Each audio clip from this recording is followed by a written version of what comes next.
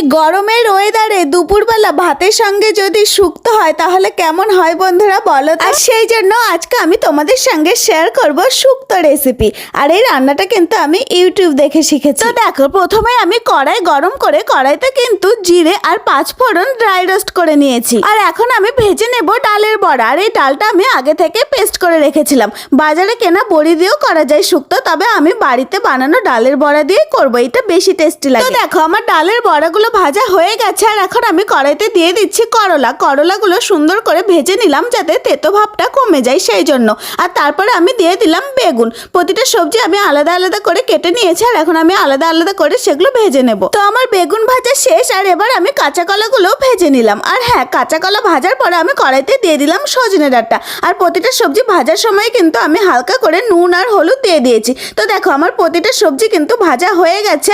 আর এখন হবে main recipe, মানে মেন রান্নাটা। তো কড়াইতে আমি ফোড়ন দিয়ে দিলাম। আর ফোড়নে দিলাম তেজপাতা, শুকনো লঙ্কা আর একটু রাঁধুনি। জানি 5 ফোড়নও দেওয়া যায়, তবে আমি রাঁধুনি দিলাম। আর তারপরে আমি দিয়ে দিলাম আলু আর সঙ্গে নুন হলুদ দিয়ে দিলাম। আর হ্যাঁ, আলুটা ভালো করে ভেজে নিয়েছি। আর তারপরে এখন আমি এখানে দিয়ে দিলাম রাঁধুনি আর আদার পেস্ট, যেটা আমি আগেই পেস্ট করে রেখেছিলাম। আর মশলাটা ভালো করে কষিয়ে নেব। আর কষিয়ে নেওয়ার পরে আগে থেকে ভেজে রাখা সমস্ত সবজিগুলো এবার দিয়ে দেব।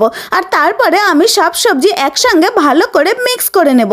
আর তারপরে আমি দিয়ে দেব 1 বাটি দুধ। আর সঙ্গে কিছুটা পরিমাণে জলও অ্যাড করে দেব। শুধু দুধ দিয়েও গ্রেভি বানানো যায়, বাট আমি শুধু দুধ দিয়ে বানাবো না, জলও অ্যাড করে দিয়েছি। তো দেখো, আমি জলটা একটু বেশি করে দিয়েছি, তার কারণ যেহেতু ডালের বড়া আছে, ডালের বড়া অনেকটা জল টেনে নেবে। আর হ্যাঁ, বেগুনগুলো কিন্তু সবার শেষে দিয়েছি, না হলে গলে যেত। তারপরে আমি 5 মিনিট ঢাকা দিয়ে রেখেছিলাম। আর ঢাকনা খুলে দেখি আমার সব সবজিগুলো কুক হয়ে গেছে। আর সবার প্রথমে যে ড্রাই রোস্ট করে রেখেছিলাম সেই মশলার গুঁড়োটা দিয়ে দিলাম। আর তারপরে দিয়ে দিলাম 1 চামচ চিনি আর 1 চামচ ঘি। আর হ্যাঁ, ঘিটা কিন্তু বাড়িতে বানানো। আর সব এখন মিক্স করে দিলাম। তো ফাইনালি দেখো, আমার শুক্তো রেডি। আর হ্যাঁ, খেতে কিন্তু দারুণ টেস্টি হয়েছিল। তোমাদের ভালো লাগলে শেয়ার করে দিও। বাই।